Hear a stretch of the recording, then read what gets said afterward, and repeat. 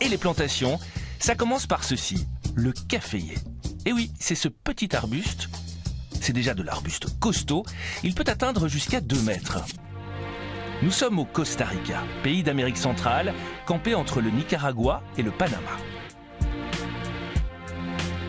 L'équipe s'est rendue pile à cet endroit, à Providencia de Dota, en plein cœur du pays. Bienvenue à Tarrazú, une région connue pour la qualité exceptionnelle de son café. Tarrazú étant d'ailleurs une appellation contrôlée. Voici Mathias, nous sommes sur ses 11 hectares de terre et Mathias est un homme heureux, c'est qu'il aime son café.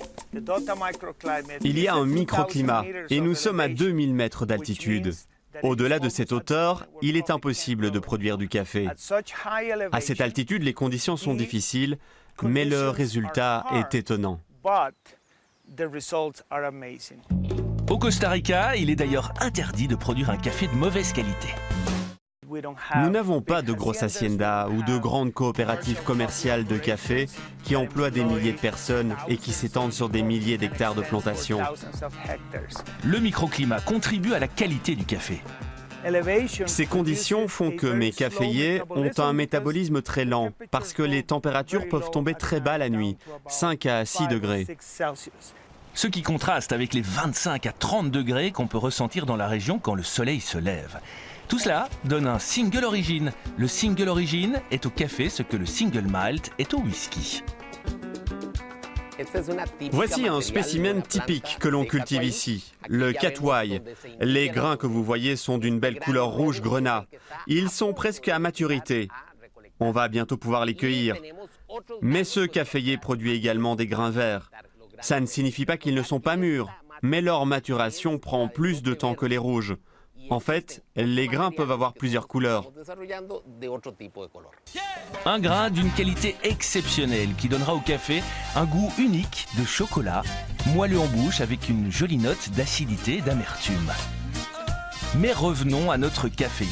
Il en existe 2 grandes variétés dans le monde, l'Arabica et le Canephora, plus connu sous le nom de Robusta. Ici, au Costa Rica, on produit essentiellement de l'Arabica.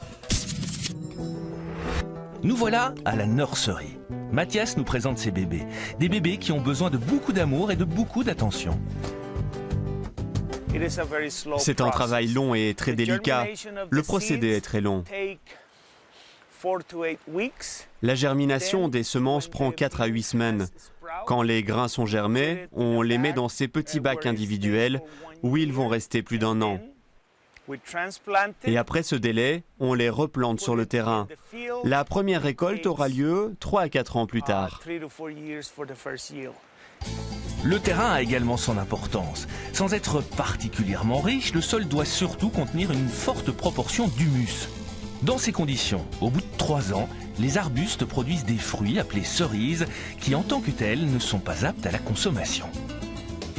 Quand vous l'ouvrez et que vous l'épluchez, vous pouvez voir que la cerise contient 2 fèves, qui sont elles-mêmes recouvertes par la parche, une partie humide et charnue qui donne un goût sucré. C'est ce goût également qui va contribuer à la saveur du café. C'est la pleine saison de la récolte. Ici, elle se fait de manière traditionnelle, à la main. Ce qui permet un tri préalable des fruits et de récolter au final que la crème de la crème du café. Une fois récolté, il faut débarrasser le fruit de son écorce et pour cela, Mathias utilise cette machine.